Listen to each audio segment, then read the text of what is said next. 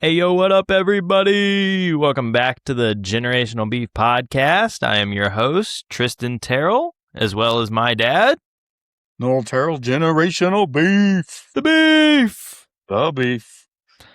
All right, so we can start off with the hot button topic of the last week, and that's going to be obviously the UFC card. UFC, what was it, 329? Was that the number, Yeah. I think? So first, I hate the way it ended, mostly because it kind of overshadowed what was really a good card. Like, It was fights fun. prior to that were awesome, and I'm here for some Paddy action, let me tell you. Paddy the Baddie. He's fun. Like, the way, I mean, he took Submission in a a minute. full-grown man and knocked his ass out. And I don't mean punching him. I mean, literally knocked him out in what was it? I can't remember, 20-something seconds? It was like a minute. He submitted him. Yeah, and I went back and saw some of the interviews in the week leading up, and he said it in the post game, which is what made me, or the post fight, which was what made me go look. He said he's going to lunge at me. He thinks he can get me that way, and I'm going to make him submit. They didn't make him submit. He knocked his ass out. Anyway, well, he choked him out. He didn't knock him out. You know what I mean? Yeah. Anyway, point is, the other fights were pretty awesome, and unlike the White House fights where they were almost all over really fast, like you had some really brutal fights in this where both guys were up to the task. Yeah. And so first, let's just acknowledge the fact that the other fights were really damn good. They were. They were. And Paddy's going to be around a bit, I think. Well, he's already been around. I know you don't know that, obviously, but I know, but I meant like a contender at some point. I can't imagine. But my point is, he already has. But like, he already is. Like, he's already fought for the title. He lost, but he's already fought for the title. Right. So, as far as the McGregor thing, look, I don't call it what you will. Karma. The guy's a terrible human being. We've talked about this before. He's done. He has no credibility left. It's hard for me to believe. I disagree. He went into that fight and there wasn't something already wrong. No, there wasn't. I mean, legitimately, there wasn't. Like, if you look at, I've looked at several different doctors talk about it this week, and obviously these aren't people that know him because they wouldn't comment on that.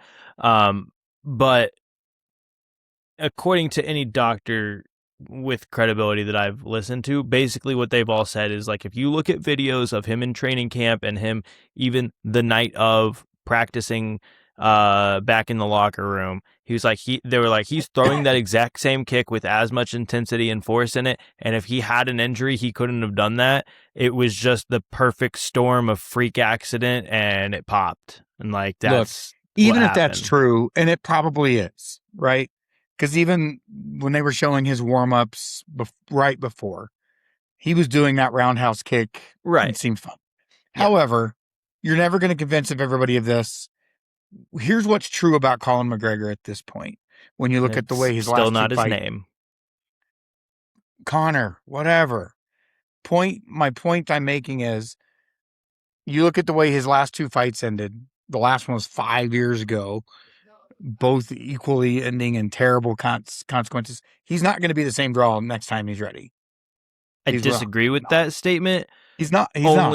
Because no one's going to expect that fight to go more than 30 seconds. They're just not.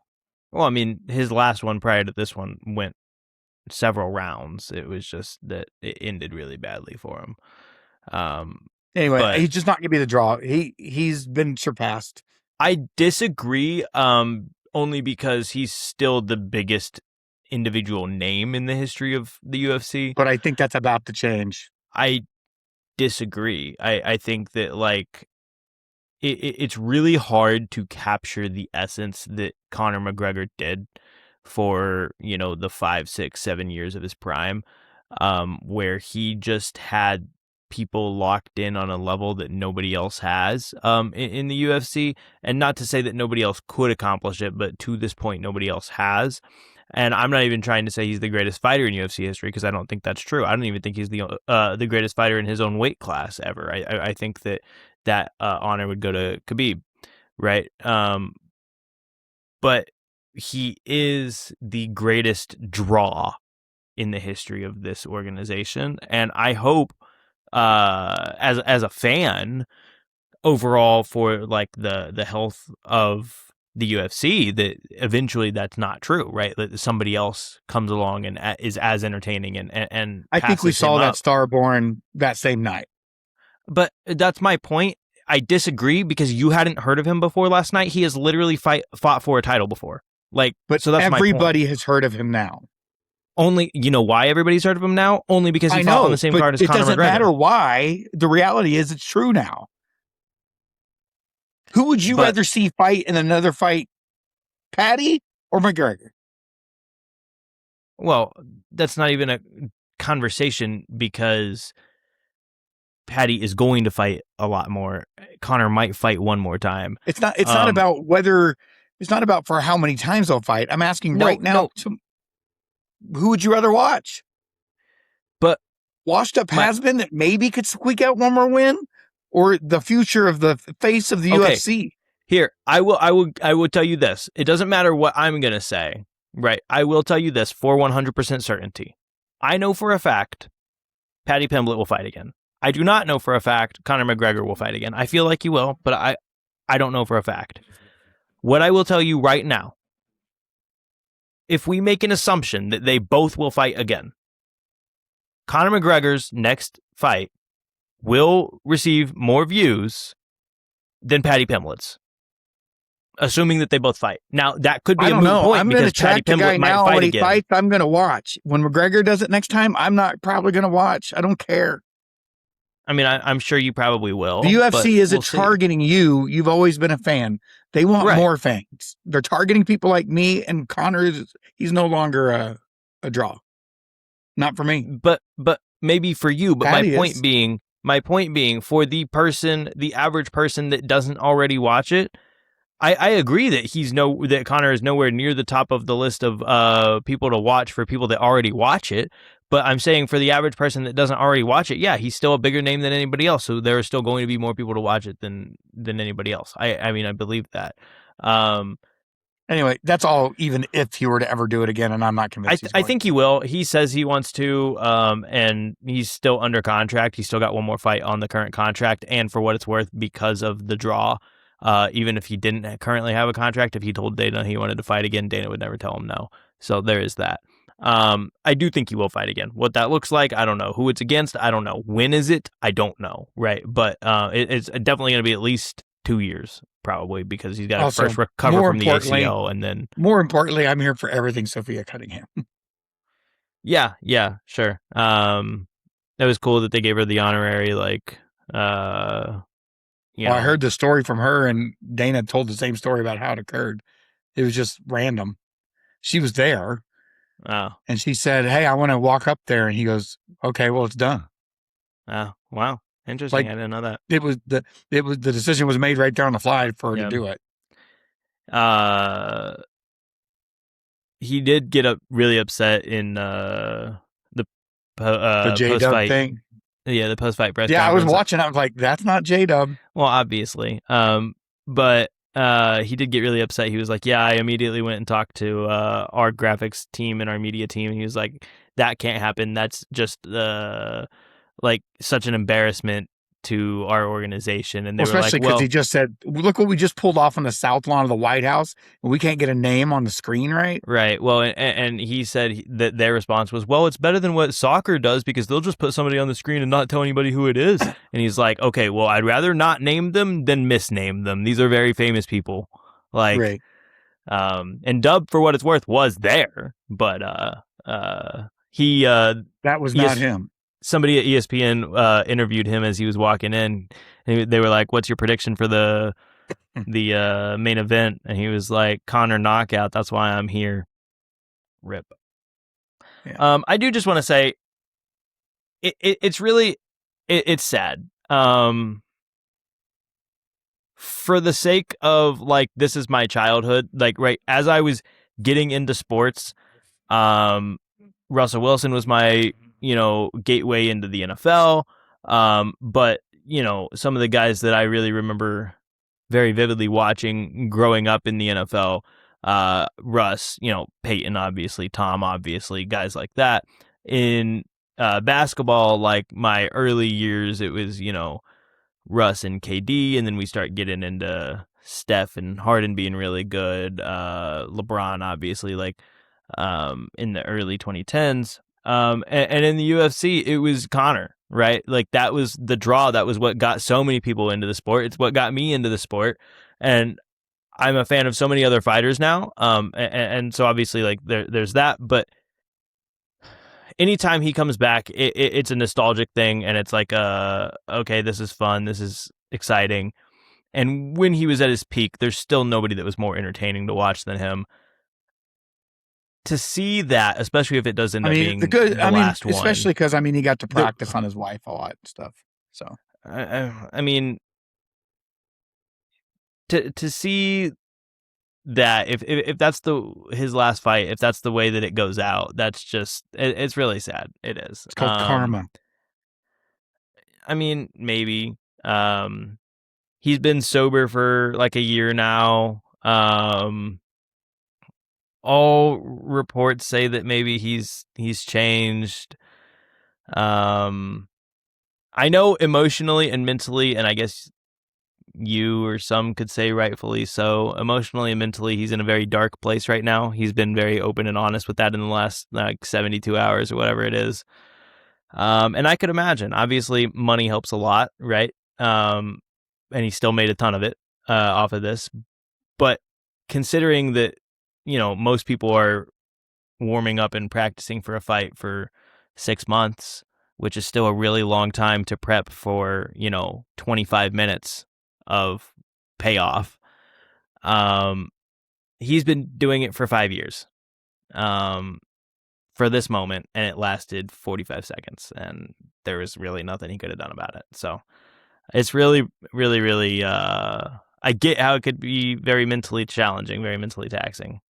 He tweeted out afterwards, he was like, I'll still be in church tomorrow. He was like, I it's hard to see the vision right now, but he was like, praise God. So, I mean, We'll see. we'll see. I hope we see Conor again. I do. I give it, I would, if you ask me, I would say 65-35. Like, I feel 65% confident we will see him again. Is it but 65 in the octagon and 35% like on a wanted poster or? I'm hoping not. Okay. Fair enough. But there is a 35% chance that he just never fully recovers from this, and that's it, whether that's mentally or physically. So, shout out Conor, though. Not shout The out the other thing fight. too, It was by the way, obviously awful, but shout yeah, out Max the other for sure. thing, Max, for what it's worth, Max was the first one. He was like, no, we got to run it back. That's fake. We can't, like, that sucks. well, I So, mean, it's probably in the same way it was disappointing for McGregor. It's disappointing for him because in his right. mind, even though he thinks he could win that fight, Well, yeah, everybody's and going to he thinks he say, would have yeah, won he the won fight. the fight, asterisk, right? And Yeah, so or not it necessarily counts as a asterisk, win because I for think most him. people expected him to win anyways. But I mean, yeah, McGregor was the underdog, betting right. wise. I mean, um, Um, for sure. But I think if you're him, knowing early in your career you lost that fight, this was, I was I gonna say, I wouldn't think that's call it. more what it's about. Is that Yeah, the but I only other think time they fought, I don't he want to call it lost. redemption when you're favored, but in some ways, I'm sure he was looking at it that way because he's gone on to have a great No, for career, sure. I mean, it obviously. definitely, And what was he and won not just 13 straight after McGregor, and so it was something like that, and so it was a lot of yeah. I fights mean, after. maybe, yeah, And so my point being that this was kind of like cemented, like, okay, that was early in my career. I was still learning. Here we go. But even then, even if you win that fight outright, like it's still an aging Conor coming off of a major injury. But for it to end that way, like that's the worst possible scenario if you're him, yeah. Max. Well, and I So would say I would more say than for both anything, fighters, it's probably the worst possible outcome. yeah, I would say more than anything, more so even than just the fact that it's not going to be looked at as real or whatever. I would say more so that it was the fact that he has lost to him before, right? And that was 13 years ago, right? But he has lost to him before.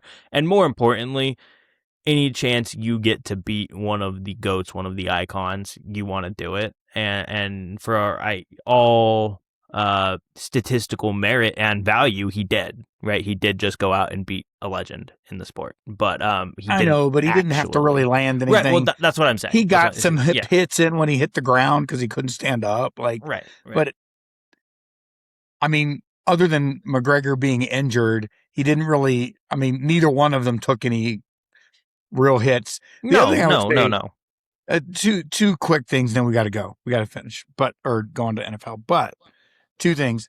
First, if you're the guy that Paddy beat, I can't remember his name. He's the French dude. Yeah. If you're going to lose a fight, that's the best way to lose it. Like, you don't take any hits, you don't get run down. Like, you could fight next week. Yeah. And I mean, I don't know about next week, but anyway, you know what I'm saying. And then if you're Paddy's like a normal dude in some ways. Yeah, I mean, he really kind of is. After the fight, he was in an interview and he was eating like a massive piece of pizza. Right. And you may already know this about him. I did not. Between fights and stuff, he blows up. I mean, most fighters do. They cut heavily. I mean, right. So weigh-ins, and I know you know this being in. No, I know, but like he doesn't even have a six-pack or any of that stuff anymore. Right, but he's like, I don't do all this, so I can't enjoy my life when I'm not preparing for a fight. Right. Weigh-ins are. I understand how the weigh-in works. I get the day before. So when they're actually fighting, they're probably a full 10, 15 pounds heavier than they actually weighed in. So. No, I mean, I get the fact that all that, but it's also the fact that he's not working out every day when he's not fighting is the point. He's just kind of a normal dude a little bit. I mean, yeah, I would say that some of them probably are, but obviously workout regimens when you're prepping for a fight is much different than a day-to-day just being an athletic average person. That was basically his point. But when I don't have a fight on the schedule, I'm not living that way is what he said. Right. All right. I would assume he still is active and whatnot. Yeah. The other thing I will say that I thought was really craft. It's just not. Right. The other thing I will say is I don't know if you saw this or not, but after the fight, he was like, "Yeah, if I would have lost that, I probably would have like considered retirement." And he was like, "If I can't beat this dude, then like, what's the point of me even fighting?" Because that was kind of funny. Like, I think the craziest thing about it wasn't the craziest thing about it wasn't the move or any of that. He called it. He knew what the guy was going to do to him. Yeah, and the guy was so it's a mental game as much as it is physical. Yeah, well, but this guy is so cocky that even though he's been telling you he knows you're going to do it and he has a plan, he did it anyway and he was out. Yeah, and then the only other thing is they were. Like, I was like, what the hell? Because it's very rare. I've only seen one other fight where a guy legitimately gets choked out. I've seen taps, right? Right. But I think I've only seen one other fight where he choked him out. He went cold. Like his body was slumped for the 20 ref seconds out. Yeah. Picked his arm up and it just fell. Like he was out. I know. Well, and Paddy was telling him, if you go back and watch the slow-mo, he's like, he's out. He's out. Yeah. He was telling the ref, he's toast. And of course, Rogan's like, look how tight his arms are. There's no way he's out. He's not out. Yeah. All right. And he was. Anyway. And then during the Conor fight, somebody was recording him and they were like, "Oh, look what just happened." He was like, "Man, that sucks, but Paddy can be face of the league now or whatever, face of the company." And I honestly, I think he's going to be. Maybe. I mean, there's several dudes in the running right now, but I mean, he's got look. Sure. I don't know anything about him. He could be just as bad of a person as Conor, or he for all credibility, he seems to be just. So if you have Conor's charisma, but you're actually a good person too, that's a good face of the UFC. I understand what you're saying, but also going for you. Right, I understand what you're saying, but also we have to understand that is Conor's superpower, right? Nobody has Conor's charisma. Like that is Conor, right? I mean, Paddy No, dude he's sort of no. does. Don't even like Paddy is that guy, but like, there's a difference between being James Harden at shooting the basketball and being Stephen Curry at shooting the basketball. Both are all-time legends, but like one of them is the dude, right? Like, I and that's I what I'm get it. talking about right now. Like, I get it. Like Conor Michael is Jordan, the LeBron. fight promotion. I got Stop. it. Like, Stop. okay, yeah. Anyway, Yeah, one of all them right. is pure basketball skill, much better. You're right. So Well, it's a ridiculous statement. that's not a ridiculous thing. Anyways, so I'm gonna go ahead Who and sells more share. shoes still, and one still plays Are we talking about by like basketball, or 4 are we times? talking about selling shoes? What are you talking about with Conor? You admitted Conor's not the GOAT. No, I know, but I was just comparing. Who's better for the game? You said the Conor's like the best thing that ever happened to the UFC. Michael He Jordan's was. the best thing that ever happened to basketball. That's just a fact. He's up there. He's not up there. He is that guy. You can You could argue make an all day if you want to argue if he's the GOAT or not, but he is the guy. Right, He but revolutionized the business. But you missed my point entirely. I was never talking about the business for basketball. I said that comparing Paddy's charisma to Conor's is like comparing James Harden's shooting ability to Steph's. Yes, they're both legends, but one of them is like the dude, right? That's all I said. Yeah, one of them made it and then mainstream. you brought up Michael Jordan. I wasn't even talking about Michael Jordan. Anyway, next, let's pick our division. Let's go. Yeah. All right. Let me share my screen, and we'll decide select another division to start discussing. All right. Do you have a preference? Too late. AFC South. This one is very interesting to me. It is me too, actually.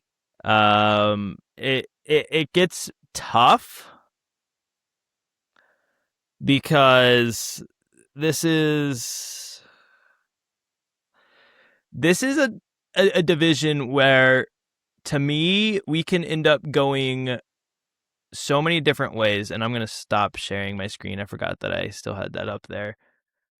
It could go so many different ways in the sense of I could see 3 of these teams being playoff teams, not all at once. I could have see 3 of them as playoff teams. I think that's insane, honestly. I could see 3 of these teams being playoff teams. I don't think that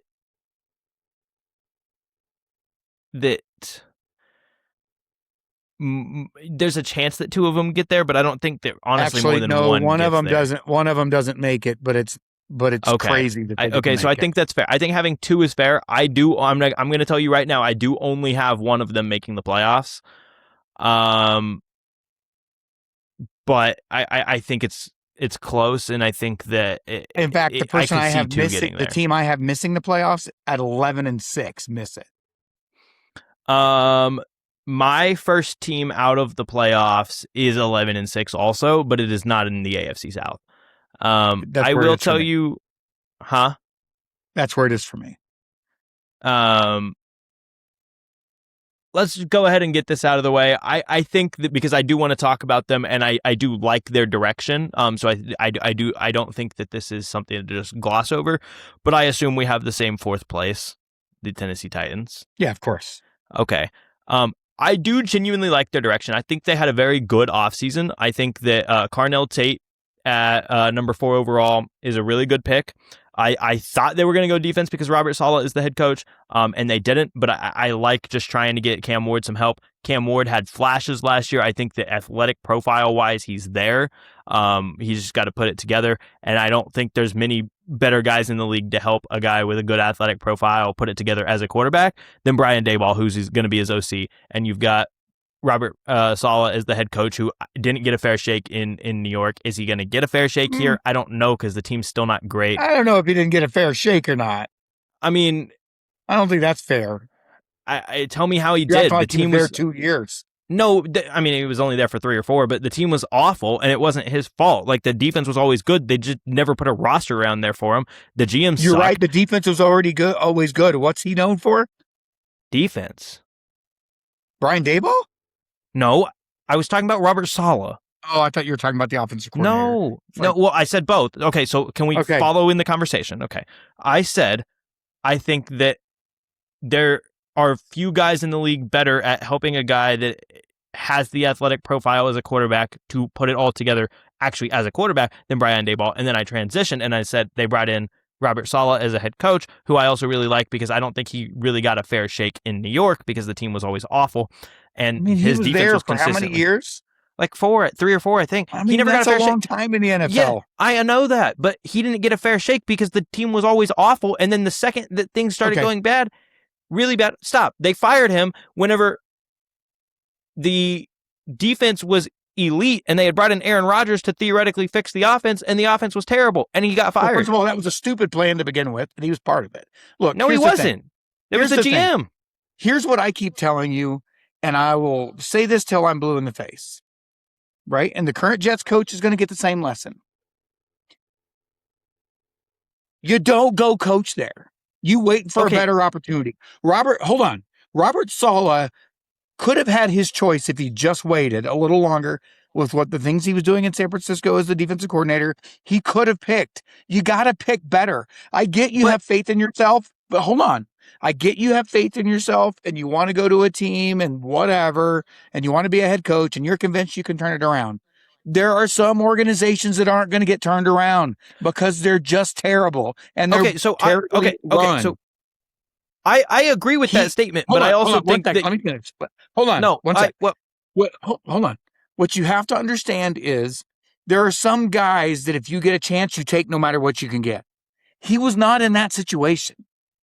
He could have waited. Okay, but here's where you're wrong. Here's where you're wrong. The NFL is so volatile year to year, you never even know. And even to that point, we still think defensively he's a great mind, and he went back to San Fran, right? And I believe that he's still probably a pretty good head coach. And to that point, we're still talking now another 7 years later or whatever from when he originally took the Jets job. And the job he ended up with was the Tennessee Titans. So it's not like the position of at least the Titans waiting and getting a better opportunity is always there. But at least the Titans have put some competitive. No, I agree. I think this is a better situation than being the coach of the Jets. I agree with that. Yes. But my point is, it may never end up amounting to anything here either because they're not a great team, right? Like there are certain teams, if you're a certain caliber of a guy, you don't go to. Cleveland, Jets, probably the Cardinals. Like if you're a certain caliber guy, you just don't go those places. You wait for the right opportunity. No, and he could have waited for a better opportunity. Maybe, but that was going to end badly, just like it's going to end badly for Campbell. I mean, it's going to end badly. Aaron Glenn.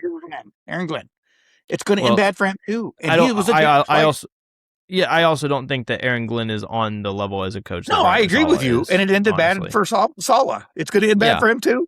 Yeah, no, for sure. Hold on. But again, Campbell, or I keep on saying that, Glenn could have kind of had a choice given how successful he was where he was as a coordinator. Like, maybe, but I also just think that, like I said, the league is so volatile. I think when you have an opportunity, you take it. I'm never going to blame you, especially because it's like double or tripling your salary. I don't blame you, but I don't want the excuses if it doesn't work. No, and that's fair. Because no one has worked there except for Rex Ryan in the last 30 years. But I guess my point is Robert Saleh isn't making the excuse. I'm making the excuse on his behalf because I think he's a good NFL head coach. I know. I'm just telling you. Then, I think he'll be good, and I think it's a good hire for Tennessee. Yeah, that's what I'm trying to say. Is that I generally like the direction that their offseason has gone in. Is it going to all be put together this year? No, obviously not. But I think that obviously I believe that in their quarterback, what that means, is he going to be the 14th best quarterback in the league someday? Is he going to be the 8th best quarterback in the league someday? I don't know. Right. But I genuinely. I think he's probably an NFL quarterback. Their offensive line still is not resolved, and that's a problem. It's not great. They've made marginal improvements. But they added Carnell Tate, that's going to be big. They added Wan'Dale Robinson, that's going to But you have two elite defenses in that division and a really good one. You've got one elite, one that showed flashes of being elite, and one that is, we'll see. But I will say that I believe this is a step in the right direction. This offseason is for the Titans. Maybe so, but we're talking about a long time about a team that's going to finish last in that division. And well, I wanted to give them their flowers, and I think that they deserve it. I think they've had a good offseason. That's all I'm trying to say, and I think that I like their direction. Again, what is that going to amount to? I don't know. This year, not much. Timing. Look, their problem right now is the timing is bad because the rest of that division is pretty good. I think the division is okay. Two of those teams are real good. One team, we'll see if Daniel Jones is what he was in the first 8 games of the season last year. So what was your record for the Titans? 2-15. Oh my gosh, that's insane, honestly. Well, I have 0-6 in the division. So wow. You can't argue that any of the teams are not better than them. Yeah, but I can still argue that they can win a game against them. I've got them 6-11, 2-4 in division. A win against the Jags coming off of a bye, and a win at home against the Colts. I just think the Jags are taking a step forward this year. I think they're going to continue to evolve. We'll see. I think it's. I still have them having a tough year, saying what I'm saying about them. So I have Jags 1 at 12-5. Okay. I have the Titans at 2 at 12-5. Right, they're both 12-5 football teams. Okay. I'm going to need you to like. And then I have 11-6. You just said you just said the Titans are 12-5. 2-15. Okay, but you said the Titans were 12-5. Okay, Jags 1 at 12-5, Texans 2 at 12-5, Colts 3 at 11-6, and they missed the playoffs. Okay, so I've got here's where we're going to differ quite a bit. I've got, like I said, I've got the Titans at 6-11. I've got them wins against the Jags coming off of a bye, right? Earlier than that, the only win I have before the bye, they go into their bye 1-7. Their only win before the bye that I have is them at home against the Browns. And then I've got them winning after the bye against the Jags. And then I've got them starting to figure it out late season and going on a little bit of a streak. I've got them winning 4 games in a row, actually, against the Commanders, Lions, Colts, and Raiders. I don't love any of those teams. And I think that if what I'm saying is true, in the fact that I liked their offseason and they're starting to put some pieces together, that maybe late in the season they start to figure some things out heading into next year, and they can make a little bit of a late season run against teams that may or may not be competing for stuff, and later in the year when football starts to matter. So what kind of run do you have them going on? Because they got to play the Jags, the Cowboys, the Jags. I literally told you I literally just said. I said I have them going on a 4-game streak against the Commanders, Lions, Colts, and Raiders. I said that. I could see them beating the Raiders. I could see them beat Washington. The Lions and Colts. Again, there's a lot riding on whether Daniel Jones is the first of last year Daniel Jones or not, but I think it's somewhere in between. I don't do I think that they are going to be the best offense in the NFL whenever Daniel Jones comes back? No. And that's what they were for the first 8 games last year. But I think it's somewhere in between. I think they are obviously going to be a better team this year than they were in the second half of last season, right? But I don't think that they're going to be as good of a team as they were in the first half of last season either. So, we can go ahead and get to the Colts because unless you have something else that you want to say about the Titans at all. No, I'm done with them. They're the last place per team in this division. Okay. I don't know why we're talking about them for 10 minutes. We both have the Colts in third. You said you have them at 11-6 and missing the playoffs. Yeah. So ultimately, moot point because we have them in the exact same. Right. It's a moot point technically because we have them in the exact same spot. We both have them as the third-ranked team in the division. We both have them as missing the playoffs. However, you said 11-6. I said 7-10. I don't believe that they're going to have the offense that they had to start last year, and their schedule is pretty tough. Like, I've got them going 1-5 in division. It could be 2-4 if they don't split with the Titans, right? But like, I don't think they're a better team than the Texans. I don't think they're a better team than the Jags, right? And then I've also got I don't have them as a better team as those two. So right. But they've also got the Ravens, the Chiefs out of division. They've got the Vikings out of division. They've got the Eagles out of division, who I actually have them beating, but then they've got the Bengals out of division. Like their schedule's relatively tough, and I just don't know that I see a repeat performance of what happened in the first 8 games of last season. And I don't I know. Their think that, schedule's not that bad. There are parts of it, but it's not that bad. I mean, I think that I guess my point is that any game they're playing against a tough team, I don't trust them to come away with. Honestly, I I just have think. them 2-6. I have them 2-4 in the division. Okay, so in fairness, the only difference that you and I have in division is the fact that I have them splitting with the Titans and you don't. Yeah, Right? I agree. So, There's no comparison, but there's a lot of winnable games outside the division for them. and I just don't see it They that play way. I guess Washington. They play the Steelers. They play I us. have them winning both those games. I have them winning all 3 of those Right. games. But They play New that York mean Giants, which I don't think are going to be that good. I have them winning that game. I do too. Now, I also have them beating Kansas City in week 2. Yeah, see, I disagree. In Arrowhead, We'll get there when we get to that division. But so anyway, look here. My overall theme on this division is this: I have no doubt in my mind that Duval has the best offense in that division. I don't yeah, think there's any sure, they question about definitely it. do.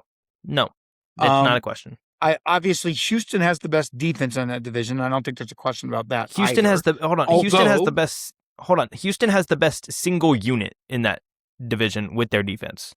Yes, Their defense is better than the Jags' offense. Maybe. No, not maybe. I mean, like statistically speaking, the Texans' defense is like historic levels of good. Like I understand that, but you're also historic. missing a pretty and critical point, which look at the elevation of the Jags offense in one season. What are we going to get in year 2? I mean, we can get there in a second. Let's talk about the Colts here for a second. My issue with them really is that they lost Michael Pittman, which isn't crazy, but it's something. You're really trusting Alec Pierce to be your full-time number 1 now, and I don't know that he really is. And you paid him like it. Yeah, let's be clear. I don't think they're going to be what they were last year, but I don't have them making the playoffs. But you actually have them you actually have them being a better team than they were last year, technically speaking, because they didn't win 11 games. But their starting quarterback only played half the season. But I guess my point is that you said they're not going to be the team that they were last year, but you have them being better. Even if he's 80% of what he was last year and he can play the whole year, they're going to be a better team than they were last year. Overall, it gets close. They will be. I mean, my point is, outside of their division, they have a lot of winnable games. Yeah, I just don't see it that way because I don't see them beating the Ravens or the Chiefs. I don't have them beating the Ravens. I do have them beating the Chiefs. I don't even know if Patrick Mahomes is playing in that game. I mean, I feel pretty confident, but we can get there in another time. I have them losing to the Vikings because that is off of the Vikings bye, if I'm not mistaken, and it's in Minnesota. It is off of the Vikings. I have them losing to that team, but I think that team's going to be really good. But that game is in Minnesota, and it's off of the Vikings bye.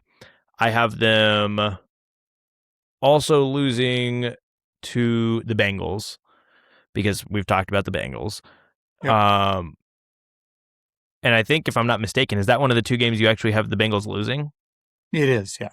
Which is, I think, asinine. If you're only going to have them lose 2 games, it's going to be that one. Anyways, I've got them losing to the Bengals. And then, honestly, in Week 17, I have them losing to the Browns because I don't think the game will matter at that point for the Colts. Or they could win that game and then still be 8-9. Their last game of the season is against the Colts or Jags. I said that I have them losing against the Browns because I don't think that game will matter for them at that point in the season. I didn't say it was their last game. I mean, I think they're still in it at that point. Yeah, but I don't. That's what I'm saying. Yeah. I have them at 7-10. So, I just expect a bit of a regression back to a mean at some point. And they're not going to be as bad as they were in the last half of last season, but they're not going to be as good as they were in the first half, which is why ultimately neither of us have them as a playoff team. So, now it's a travesty when you win 11 games and don't make the playoffs, but that's where sure, I have them. which is not where I expect them to be, for what it's worth. Now we can talk about the top two teams in this division, which I think are pretty comfortably and clearly the top two teams in this division, but we have a bit of a different approach here. You have two of them making the playoffs. I only have one of them making the playoffs. Here's the So you thing. only have one team out of this division going? I do only have one. One of them is 11-6 and won the division. One of them is 8-9 and missed the playoffs. So who do you have missing? I have the Jags missing the playoffs because I think their defense in stretches of last season exceeded expectations compared to what they actually are. I think they played up a bit. I don't necessarily expect that to continue. And then more importantly, I think that losing Travis Etienne is highly underrated right now because they did not replace him with anything. I think that the Liam Cohen offense, for what it's worth, I really trust Liam Cohen. I think that the Liam Cohen offense has really maximized the running game in the years that he's been in a position of offensive power. You see Bucky Irving's rookie year. You see last year with the Jags. And I don't know that they have the firepower to recreate that this year. And ultimately, I think kind of like you said, the progression that they had in year one, I think we look at that as two different things. I think you look at it as what does that mean they're going to do in year two? I look at it as how are they going to regress a little bit in year two? So let me run down some things here. Progression isn't always linear. So it isn't for a player. It should be for your team. That's a different thing. It can be for your team, but it's still not always. And it's not like we're talking about this is year 2 of Trevor Lawrence. This is year 6. Agreed. So hold on. If you got coach and you got quarterback right, we've had this discussion so many times, and I think they have both right now. Year 2 of that offense is going to be better. The other thing we know when you have a legitimate head coach, and I think Liam Cohen is that. Okay. Right? If you have year 2 of a head coach, his side of the ball should do nothing but get better. We also know that some of the best coordinators in the history of this game that focus on the running game can do it with whoever is behind the line of scrimmage. It was true back in the Bronco days with Shanahan's dad. It's been largely true with Shanahan. Now, McCaffrey is a game changer, but he was running the ball with Mostert, right? So, Mostert's also a really good back in the right system. So really good back. He's not an all-time great or anything. Right, so but neither is. But you made my point. Hold on, you made my point. The system. Yeah, I don't like that Etienne's gone or Etienne, whatever how you say it. I don't like that he's gone, but I'm also putting faith in Cohen that they're still going to still be able to run the football. They've got a really great offensive line. For what it's worth, they've got a great offensive coach. I think they've got a quarterback that's rebounded and trending up. I think this is, his second season. So I agree with you. A player's progression isn't linear always, but a team with the right head coach and right quarterback, it should be linear. And I think it will be linear. But there's a difference between should be and will be. And let's also keep in mind, you can say that defense played brilliant in spots, but now this is also year 2, right? And so I believe that you are correct. The best defense in that division is the Texans. The best offense is not even questionable, is the Jags. Yeah, right. It is. And let's not act like I'm saying there's a huge gap here either. I have them both at 12-5. Right, it's tiebreakers that get the Jags the win of the division. Yeah, no, I guess my point is I'm not arguing with you on your difference between those two teams. I'm arguing with you on the difference in how you and I view the Jags right now because I have them at 4 wins less than you do. But here's the other thing, and I'm not just making this opinion on the Jags. Sure. I see a team that's trending up, and I see a team last year that was trending down on the offensive side of the football when it comes to Houston. I don't know anymore. I don't think they trended down. I think they have plateaued over the last year and a half.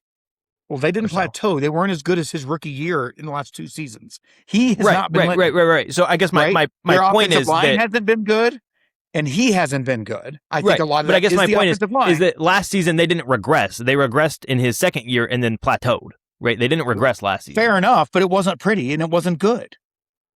I have no reason to assume that's going to be better now. And I mean, they have added a couple pieces in that division. The Jags are going to beat them. They have added a couple pieces to their offensive line, and they will get Tank Dell back from injury. They've got Nico Collins, and then they did add David Montgomery, which hopefully a good running back presence can, help CJ Stroud. Concern for me if Montgomery has to carry the bulk.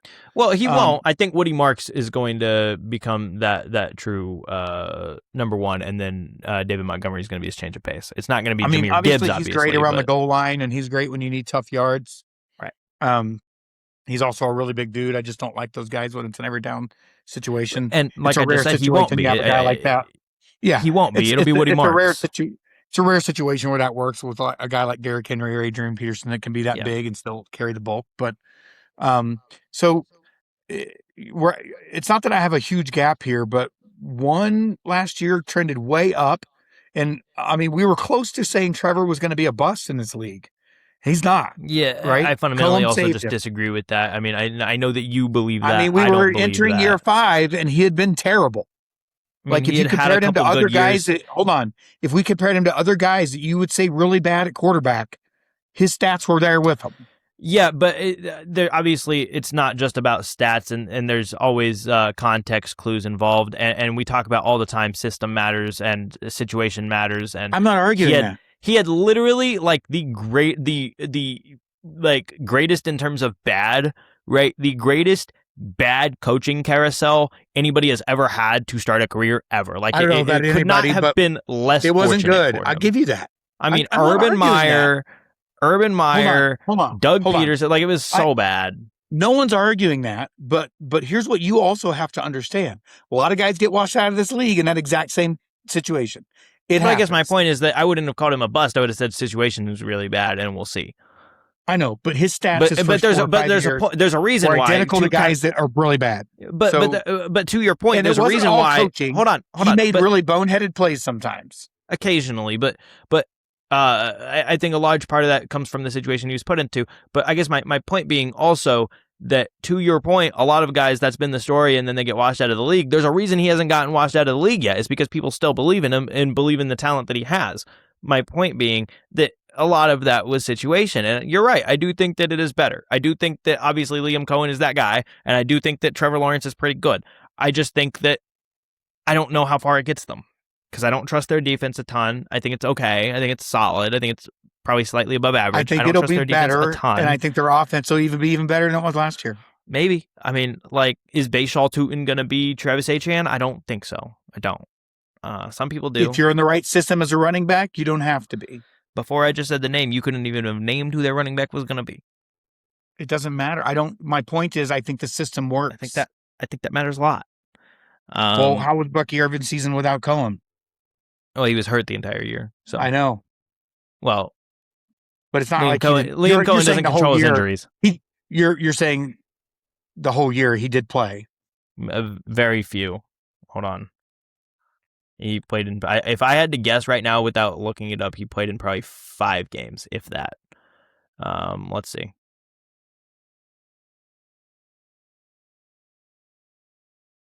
Hold please.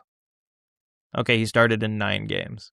Okay. So more than I thought, but in a lot of those games he was playing through injury, right? Like it wasn't like he played 9 games and then got hurt. It was that he played 3, got hurt, tried to come back, sucked. And yeah, Liam Cohen's probably a portion of that, and I believe that to be true. But Bucky also does have talent. I just think I'm not arguing that either. But here's the difference, and this is my point. In 2024, he averaged 5.4 yards a carry. 2025, 3.4 yards a carry. Right. It's not apples to apples, though. That entire offense was completely decimated. Right. Liam Cohen was gone. Right, but really, it's not even a fair comparison because Bucky wasn't healthy. Nobody on the offensive line was healthy. Baker wasn't healthy. Like Mike he Evans was healthy died. enough to start an NFL football game. That's not an excuse. It is an excuse in the sense of like it wasn't like it was one person on the offense. The entire offense was destroyed. Right? Like, so it's not a fair comparison. By the way, he only carried it 30 less times from 24 to 25, but had 600 more yards the previous year. But the situation is way different. My point being that if one of the big things that was different, yeah, because Baker Mayfield wasn't as good either. Yeah, because he was also hurt. He was playing through injury the whole season. We know that. We know that. You're making my point for me, which is no. Hold on. If Liam Cohen hadn't left and he was the OC of the Tampa Bay Buccaneers last year, they still would have been a bad team and they still would have missed the playoffs. You know why? Because the situation was bad. No, they wouldn't have missed because he would have been good for at least 2 more wins, which gets him in the playoffs. I disagree because they were in a terrible situation last season. The team got destroyed on both sides of the ball. Everybody was hurt. Everybody was hurt. Even the guys on the field were actively hurt. My point is that when you have a good head coach that knows how to use the running game, the running back themselves is not as important as the rest. It does become less valuable. I do agree with that statement, but at the end of the day, you still have to have a guy. They will still have a running game this year. You wait and see. I don't think it'll be the worst in the league, no. But I don't think it'll be as good as it was last year either. I think it's going to be a top 10 running game. That's what elite teams... Fundamentally, was it a top 10 running game last year? It might have been. It might have been, but it would have been close. What do you want to base it off of? Like what number? Yards per carry, total yards? I would say total yards. Okay. And yards per carry, maybe combo. Team rushing yards 2025. Let's look. Because I am curious. Last season, total rushing yards. The Jags on total yards rushing were the 20th ranked rushing offense last year. There is zero chance that they're going to be 10th this year. All that considered. You don't know that. I feel extremely confident. Yards per carry, let's see if that changes things. 27th. The Buccaneers had more yards per game last year than the yards per carry than the Jacksonville Jaguars did last year. The Tampa Bay Buccaneers. By one spot, by 1/10 of a yard. But it is a true statement. They were 6th in touchdowns. Well, but okay, that was because Trevor Lawrence had 9 of them. Anyway, in the red zone. I'm just telling you, they're going to be better this year than they were last year in the rushing game, and it won't matter who's back there. I disagree fundamentally. I think that's a very large discredit to Travis Etienne. This is obviously a measurable view. So. No, yeah, for sure. We'll definitely get an answer to it. That is a true statement. But then I just think that the Texans have the highest potential to be a good team. Well, actually, hold on. I want to stay with the Jags. What are you basing that on? Hold on. Other than their defense.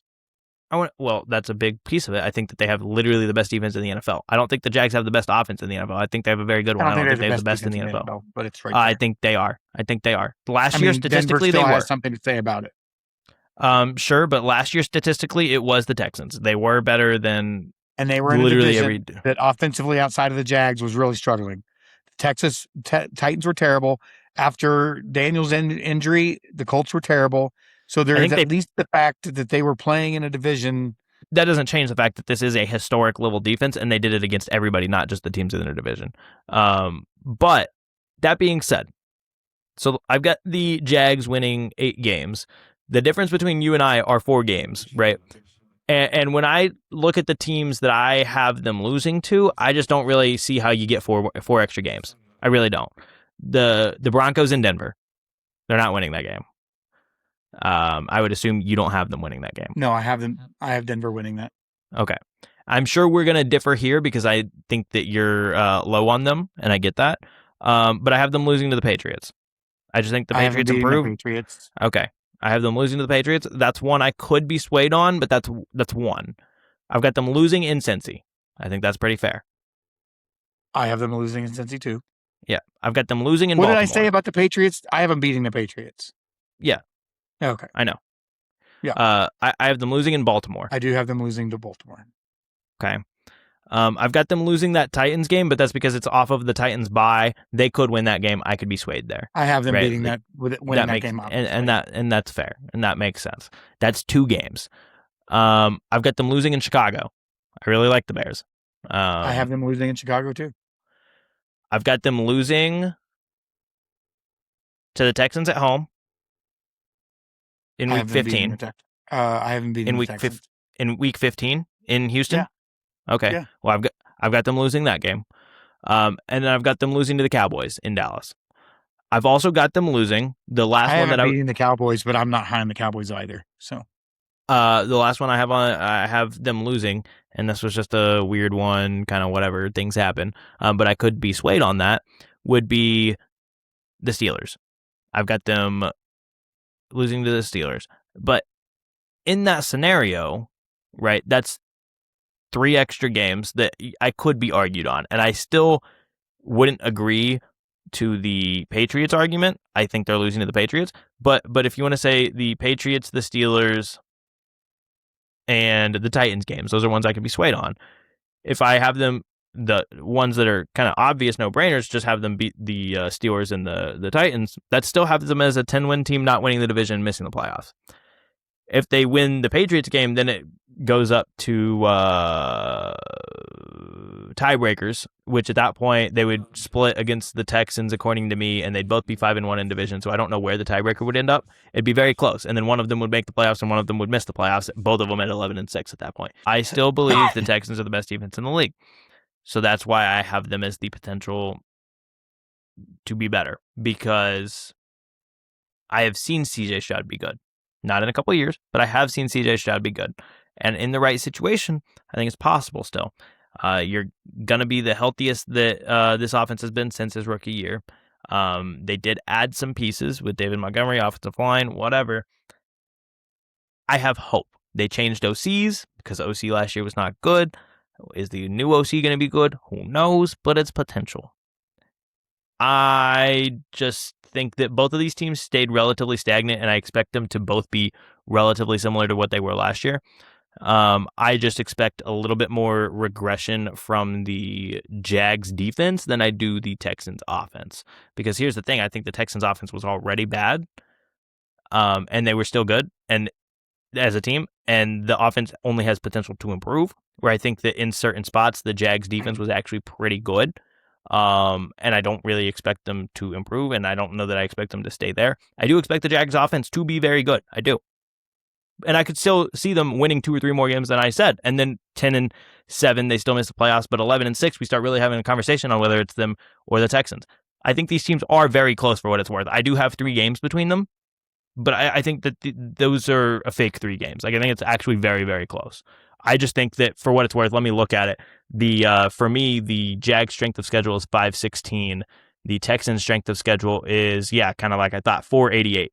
So my point being, I've got the Texans 3-3 against winning teams, and I've got the Jags 2-7 against winning teams. The Texans play 6 winning teams. The Texans play 6 winning teams. The Jags play 9. Right, so it's the Jags schedule is just tougher. And I also have the Jags 6-2 against teams with losing records. Right, like I think they're going to be a good team. I just don't think they're going to be a great team. I think that if they ended up at 8-9 on the season, it'd be like, wow, that's like the best team I've seen go under 500 in a long time. Like I think they're essentially a good team. Keep in mind, I still have them at the same. I have them both at 12-5. Strength of schedule. I think they're very close. Strength of schedule for me on the Texans is 0.491. Okay, so basically the same as what I. And they're basically the same for me for both of them. It's a 0.488. That's basically flat. That's what I have with 2 teams. Okay, so that's have them really both going undefeated against losing teams. I have the Texans at 5-5 against winning teams, and the Jags. Hold on, it takes a minute. 5-4. Or sorry. The Jags on my schedule have one more game against the losing team, so they went 8-0, and then they went 4-5 against winning teams. but they had the tiebreaker in the division because 2 of those winning teams' wins are against the Texans. I have them going Okay. 6 in the division. So I think that is another point of interest, and obviously we won't really know how this shakes out completely in comparison to one another until we start talking about other divisions. But you said that you have the Jags winning or strength of schedule at 0.488. For me, it's a 0.516. So like that's a noticeable difference, right? Like I've got the teams they're playing against as on average above 500, right? When I Whereas look you at their don't. schedule, though, So, I think there's a couple of teams that you are higher on than I am, and I think and that's that true. pans out. I think that is very true. Yeah. I can name for sure 2 of them. But we'll get there. I think that it does get interesting how it's that big of a difference though, because like I also know for a team like they play the Bengals, right? I've got the Bengals as a worse record, not by much, but the Bengals as a worse record than you do. So it gets interesting. It gets very interesting. Yep. I also would assume that I have the Broncos at a worse record than you do. We don't know that yet, but I would assume that that is a true statement. I'm sure you do because you're really high in the Chiefs and I'm not. I am really high on the Chiefs, but we'll get there eventually. Because I believe your dad predicted that they were not going to make the playoffs last year. Yeah, now And that turned out to be a true you statement. couldn't have predicted that Patrick Mahomes was going to tear his ACL. I didn't predict that, and I still predicted they weren't going to be there. Well, but I guess my point being that you don't know how it would have played out if he didn't tear his ACL. But I know they weren't good when he was in there. Yeah, I think they were a little bit underrated when he was in there, honestly. But they weren't good. They were not good. That is for sure. Keep in mind, I have all the respect for Patrick Mahomes. That roster just is on the decline, and it has been. We had that discussion. We'll talk about that another day. But yeah, we'll get there eventually. But for this division, for the South, I think they're a fun division, specifically the top 2 teams, maybe even 3, depending on how that shakes out. I just don't trust the Colts at all. I do think that it is not necessarily a coin toss, because if I had to put money on one of them, I would put money on the Texans. But I think it is effectively a coin toss. And like I said, I do have 3 games separating them, but that's fake. Like that's not real, right? Like look, I've got the Texans at 11-6, the Jags at 8-9. I think the Jags could win 11 games. I do, and I think they could win 12, right? And I wouldn't be shocked. But which is where I have them, right. I just think that they didn't really do anything defensively. They lost a couple pieces offensively. I'm not super high on it. I think that they're going to be a very good offense, and they're going to be a mid defense. They're in year 2 of a system that worked. I think coach and quarterback, they found a fit. I don't think there's any question about that. And if you were to ask me who has more upside, Cohen coaching Trevor or what's his face? I can't think of his name. He's a great linebacker player. Why can't I think of his name all of a sudden? Yeah, DeMeco Ryans is a great head coach. Yeah, DeMeco Ryans, but he's a defensive guy, and he's got a young defense is the best in the league. He's really good at it. But he's struggled the last 2 years on offense, and I don't know that improves. And it hasn't even mattered. Well, it's not like they accomplished what they did in year 1 since then. I mean, they accomplished basically the exact same, which is making the playoffs and then losing. The point I'm making is I know I am reasonably no, I don't. I'm not reasonably. I know that Cohen is the right coach, and I know Trevor's skill set. We saw it last year with that coach. That's done. Trevor will be a better quarterback this year than CJ Stroud. It's just that, and it's not even necessarily CJ Stroud's fault, right? He's got a defensive head coach, and there's no questioning how great that defense is. And we'll see what the new offensive coordinator does. But the offense has just been if the last 2 years that offense played the way it did in year 1 with that defense, we might be looking at 2 or 3 Super Bowls. Literally, the defense was that good. So if that offense was serviceable, if that offense was a top 10 offense, number 10, they're in it, right? But the offense was terrible. We'll see. Yeah, no, I agree that the offense was bad. Because I'm not going to argue the defense. DeMeco Ryan says that defense dialed in. Yeah, it's like I don't think we're questioning. Neither one of us are questioning the fact that I don't have any doubt the Jaguars are and will have the best offense in that division. And I have no doubt Yeah, the best I defense in agree. that division and maybe the league will be Houston. I'm not arguing those things. I just know that eventually in games you got to score. I do just also think, for what it's worth, that if you ask me of like one unit, I think that the best unit in that division is the Texans defense. I think that it is a better unit than the Jags offense. And so I think that's where I'm giving the credit to. I And I think think, I agree with you. It was last year. I don't know if that's still going to be true this year. I mean, they didn't lose anything I defensively. know, but I feel like the Jags being in year 2 with Cohen is going to be a different animal. Yeah, I mean, I just think they lost a couple pieces, and I think Travis Achan's a big deal. I Again, do. if you're a Shanahan, for example, it doesn't matter who you put back there at running But back. again, Is it going to be better if you have an all-time talent like Christian McCaffrey? Sure. but Liam Cohen also isn't Kyle Shanahan, right? I'm In the not sense of suggesting he is. last My year, point they is, also didn't have a good rushing offense. But I think that it could get worse, is my point. I think it will be better in year 2. That's all I'm And saying. you know what? Purely statistically, it might be because it was actually worse than I thought it was last year, right? But I I think think there's a that reason they felt comfortable letting him leave. no, and I agree to that statement. I just think that it will hurt them at least a little bit in terms of I how don't think so. teams scheme against them, and what does that mean for the rest of the offense? I would argue with the way it was, they weren't scheming against that anyway. I disagree. I think that that's probably partially true. That they valued Travis Well, H. it didn't as work for people then. How's that? yeah. I mean, their offense was pretty good based on offensive EPA per play. The Jags had the 12th best offense in the league. Okay, that's about where I would have expected them to be. EPA per play, the Texans' offense was 23rd. That is true. It was Okay. not good, right? But and the What Jags were was the 12th. Jags? Okay. 12th, right? But then if you want to look at defensive EPA per play, I am curious of that as well. The Texans were 1,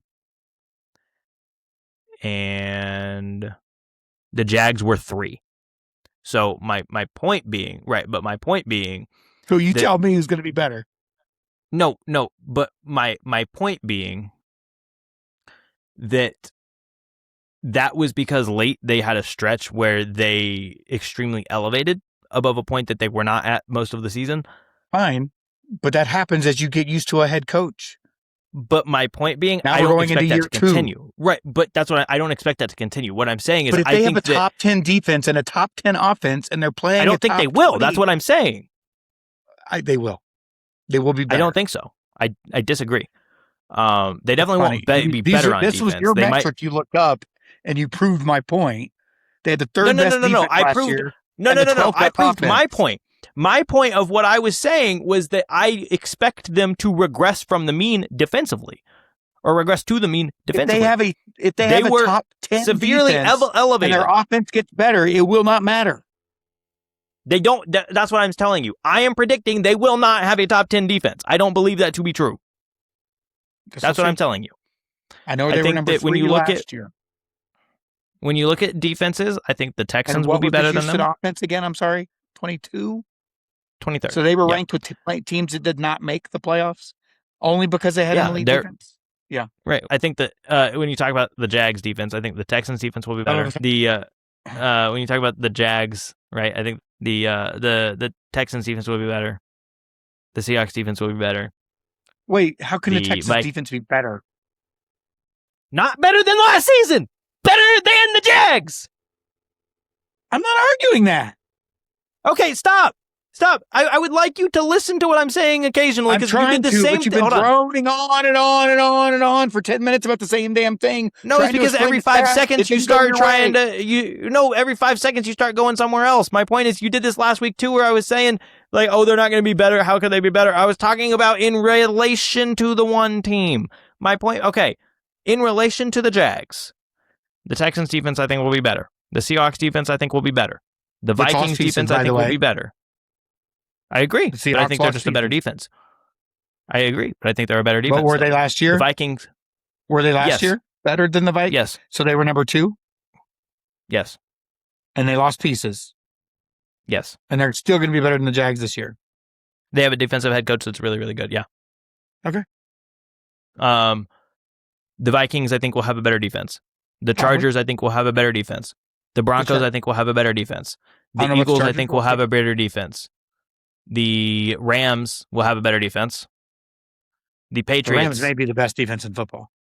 it's possible. I don't Aaron think Donald was seen working out at the facility. So he always works out there. That's nothing new though. So, but but yeah, he was in pads this time. I think the Patriots defense will be better. And then we start to get into a conversation, right? Like I The think Patriots defense is not going to be better because their offense is not. They're not going to be playing with the lead like they did last year. I disagree with that statement, but we'll get there another time. And then we start to get into an interesting conversation. I think a healthy Ravens defense can be up there.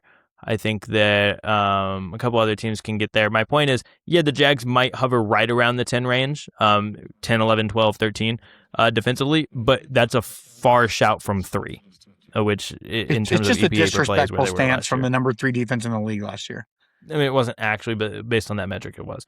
Well, that was your metric. That's the one. No, and I agree to that, and I agree to that. But they were the 3rd best defense in EPA per play last year, but I do expect that to fall a little bit.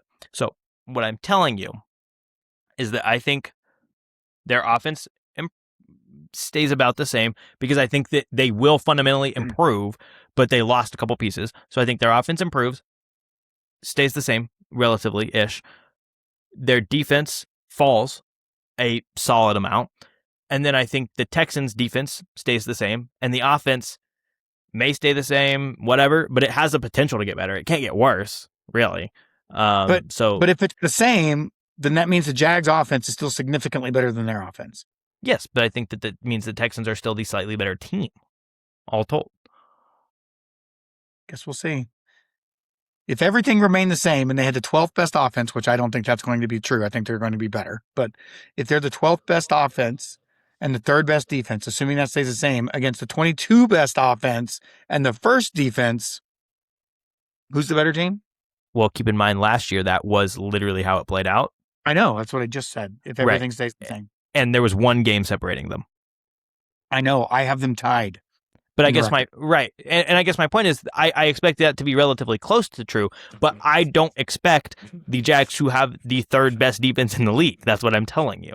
I'm telling you they're going to hover around the 10-ish range. Going to happen, but I think overall they're still going to be better than the... Okay, so here's what I'm saying. If the Jags even You're improve... acting like I'm saying the Jags are going to destroy the Houston Texans. No, I know. The same damn record. I know that. But what I'm saying is that I think that if the Jags even marginally improve offensively, which I don't think they're going to really, but if they improve and they become the 9th best offense and their defense is the 12th best defense, and say the Texans go up to 18th offensively and are still the best defense, and you've got best defense and 18th offense versus 9th offense and 12th defense, which I think they're both very reasonable marks for both of these teams, then I think they're very close, very similar teams. But I'm slightly leaning Texans because I think that the Texans defense is just that good. So that's all I'm saying. That's where I'm at right now. Guess we'll see. Is there any kind of a world where the Texans bench CJ Stroud at some point this season? No. Okay. I agree. I mean, but unless he's just super terrible, but there's no way. I have seen people discussing it, especially with as they started to go on their heater late in the season.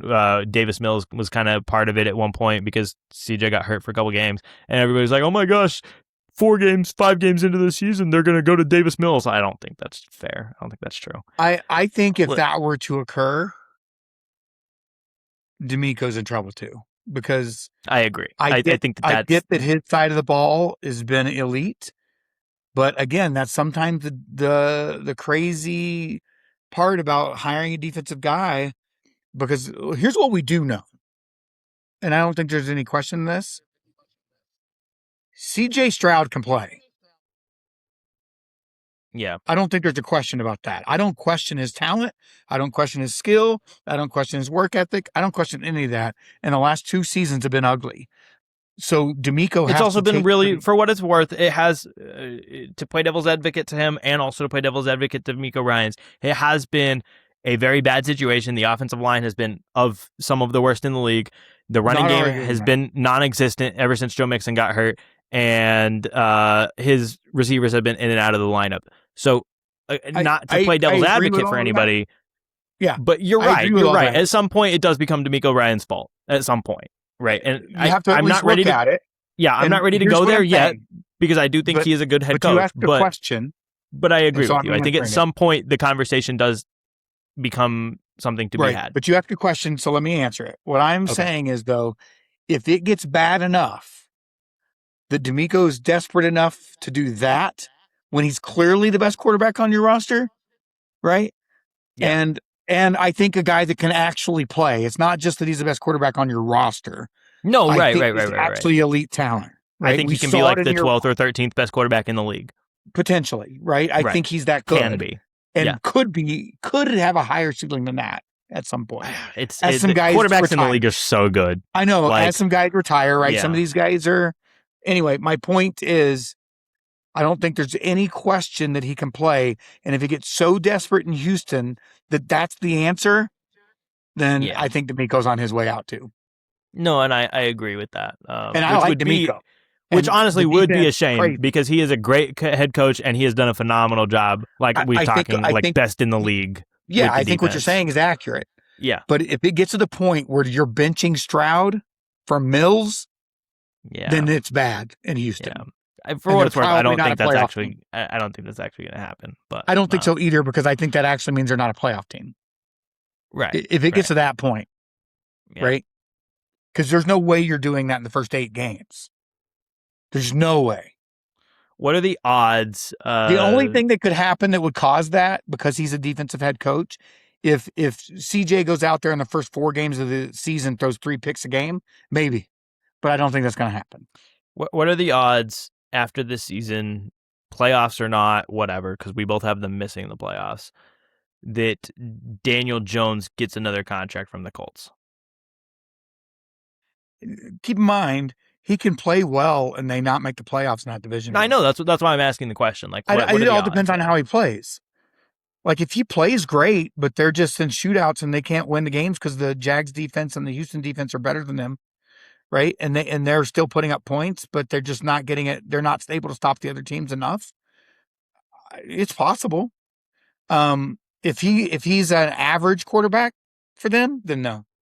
Yeah, I think he'll be somewhere between. I think that he's not going to be what he was last year, but he will be better than an average quarterback. I think he'll be maybe I the don't know what to 18th think best because quarterback in the league, which I don't is know. solid.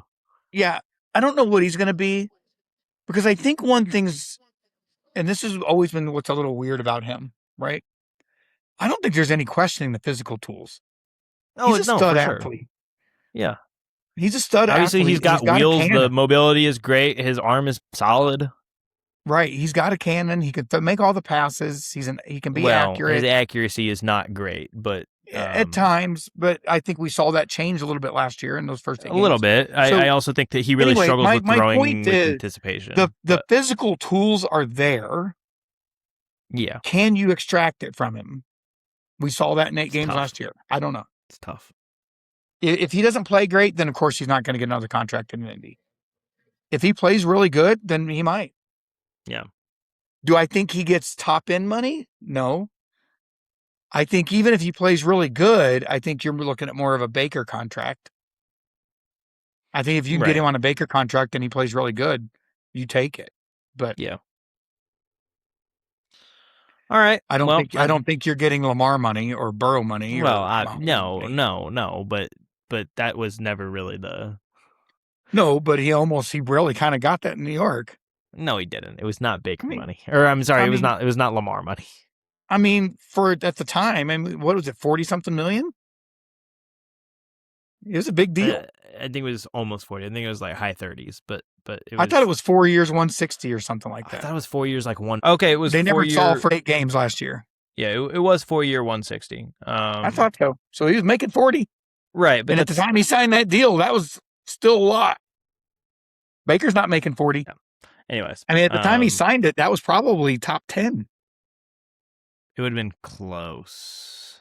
It would have been close. But for what he had put on film, yeah, no, for that's sure. nuts. That's crazy money for what he put on film. Obviously, it was potential because, kind of like we're talking about with Liam Cohen right now, not the same, but kind of the same. It was It's not the after same. Brian Dayball's first year in New York, I and it know, made and him they went kind of look 9 and good. 7 and barely squeaked into the playoffs. That's not And what then they won happened a to the playoff Giants. game, which is something I even the got it. Jags didn't do last year. I got that. So They're still a better team with more upside than that team ever was. I do agree with that statement. I'm not going to compare Daniel Jones and Trevor Lawrence. No, I'm definitely not comparing that. I am comparing Brian Daboll. Although their numbers weren't far off in their first 4 seasons. I am comparing Brian Daboll and Liam Cohen because I think Brian Daboll's underrated. But I think Liam Cohen is a far better football coach. We'll see. I do agree with that. I do agree with that. You're right. Even with the Duval. Oh, I wasn't quite like that. It was more Duval. I know. Either way, he gave off the appearance of being high. I will say this: everybody in Jacksonville has let that one go at this point.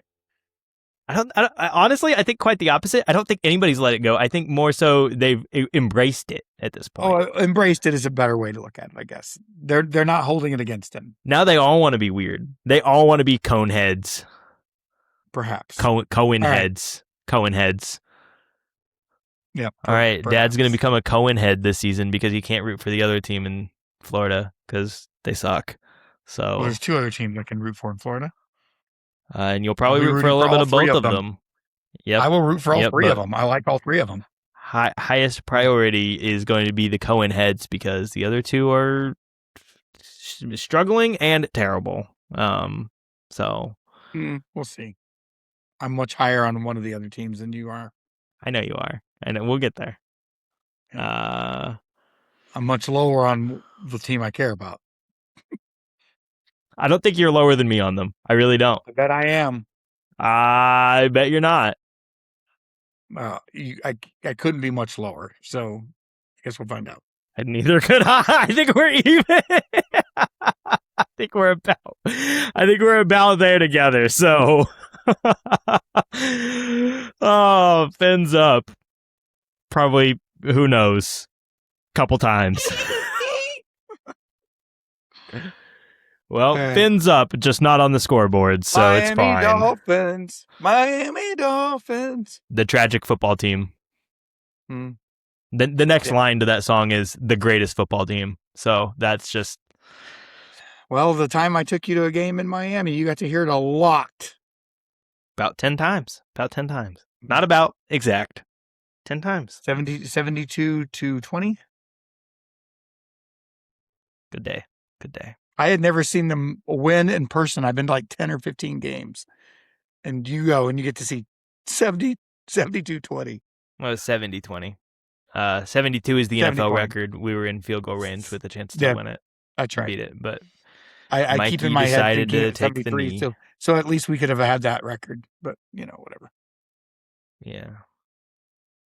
All right. We could have. It was within reach. And looking back on it, by the way, he should not have been I think we take credit for the Denver's defensive turnaround because it all changed after us. Yeah. No, for sure. We put the smack down and everything changed after that for Denver. You're welcome. We're going with that. Yep. Hooves up. Hooves up. Stop. Whatever they say. Ride again. Whatever. Ride 'em, cowboy. What was it that Russ said when he went there? Broncos country, let's ride. Oh, yeah, that's it. And you know what's so funny about it? Is that their social media page, social media team, I don't know if they mean it as a meme or like a genuine trying to catch it on thing. They still actively say that.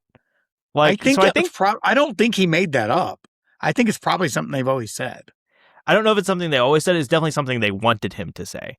Because there's several takes of him doing it, but I don't know. It just feels like something that they've always said, and he was trying to embrace it when he got there. That's probably true. So I don't think it's something that he created. But now it's just forever a meme, so it doesn't matter. Of course it is. Right, but he made Broncos a whole franchise a meme. Let's ride. And he's officially retired now. So Broncos country. Will we make the playoffs? Maybe find out next week. We don't know. We'll let the wheel decide on that. Russell Wilson is now a retired player. So that sucks. He's going to be in the booth, though, for CBS, I think. I don't know if that's going to be good or not. That could be a disaster. I hope so. I hope he's great. I love my guy. It could be a disaster if it's like he is on press conferences. It could be. It could be a disaster. It could be bad. We're gonna go with not. We're gonna go with he's gonna be great. He's gonna be You know what they should pair him up with? He's gonna be Talib. a beautiful angel voice. They on should the pair him mic. up with Talib. Not Talib. Who's the corner? You know what I'm Akeem talking Talib? No, that's exactly what you're talking about. Yeah. No, They should pair them up. And who's doing the play-by-play? Does it matter? I'm here for the memes because it kind of matters. Because Akeem Talib, if Akeem Talib's calling the play-by-play, he's gonna be like, how do you say this dude's name? Bob, Jeff. He's gonna go right. Oh wait, no, that's the wrong right. He's going the other right. He's probably left. the worst football booth guy in the league. Yeah, I don't think he still does anymore. That was several years. He should have gotten fired. But if not, they should put him and Russell Wilson together. Let's see how that goes. But he also had the conversational dialect of like a 12-year-old. And I don't mean that like disrespectfully. Like it was like real. Like he like couldn't form a complete sentence twice. I'm just trying. I don't know how he got through tryouts. Like I don't know. Athletic enough. I'm more wondering how he stayed on the field for 4 years of college. I don't know. Eligibility don't matter. They don't even go to class, so what does that matter? Yeah, fair enough. I wish him most. Yeah, I don't dislike him or anything, but he's just terrible to listen to. Yeah, he did also shoot himself at one point, so he probably got some mental stuff. Perhaps. But anyway, Super Bowl champion, I think. Yeah, pretty sure. I think he won one with the Broncos. Yeah, I'm sure he did. Yeah, I think so. He was a good defender. He was great. He was. So he's just not shout good. Shout out to Akeem Talib, and not good out. Not good in the booth. Russell Wilson, newcomer of the year in the booth next year. I'm pretty sure he's going to be terrible, but we'll see. Is he in the booth or is he going to be like? I don't know. I didn't know that until you said it. So really? Yeah. No. It was like the day he retired. They announced that he was signing. I think it's with CBS. I mean, well, he's not going to be the number one guy. That's going to be Romo. Well, yeah, no, obviously. I don't even know if he's going to be in the booth. Studio analyst. Okay. I think that suits him better than having to talk for 3 hours. He replaced Matt Ryan on the NFL Today. And then in terms of in season, I don't know what he's going to be doing, but probably more studio work. I mean, we'll see how he does. I don't think Matt Ryan was particularly good at it either. He was okay. He was just like a guy that was there. Yeah, so I mean, he could be better than Matt Ryan. Sure. It's not a high bar. I don't think he was. I never found him interesting, anything he had to say. So he wasn't. He wasn't like Vanilla Vic or anything. I guess just vanilla. I guess. Shout out Danny Dimes, Vanilla Vic, the GOAT. Yeah. Not next year. He won't be the GOAT next year. But it's up on the socials. Remember, if you're the 100th follower, you get an Oklahoma City Comets hat. Ship it right out. TikTok, YouTube, Spotify. Oh yeah, plug them. Instagram. There we go. Jim Beef Pod. What's the at? At Jim Beef Pod. There we go. All right. Dad just gave us our whole plug. Thanks for watching. Come back next week. We'll have another division ready for you. Fired up. And we're going to keep chugging along towards NFL season. We're all super excited for it. I know you are too. Can't wait. It's going to be a great season. So keep joining us for the ride and tell your friends.